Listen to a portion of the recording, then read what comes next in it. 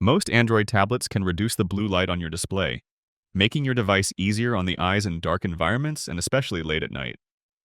To use this feature, we'll go to Settings first and then scroll down to Display. The name for this feature is slightly different depending on what tablet you're using. Samsung, for example, calls this Eye Comfort Shield, which is wildly vague if you ask me. On other tablets, you might see something like Night Light, Night Shield, Eye Comfort, or Blue Light Filter. Besides the main toggle, I can tap in the settings to customize this a bit further. I can set this to be always on, turn on between sunset and sunrise, all based on my location and daylight hours, of course, or simply set a specific time frame when this feature turns on and off. The color temperature slider allows you to manually adjust how yellow your display looks. You can set it to really intense yellow tint, or something more subtle depending on what you prefer.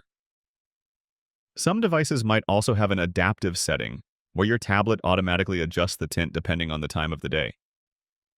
For the longest time, I never used this feature, but lately I feel like it's significantly more comfortable on my eyes during late-night browsing, and I use it on all my devices. Click the like button if this helped, and subscribe for more easy guides like this.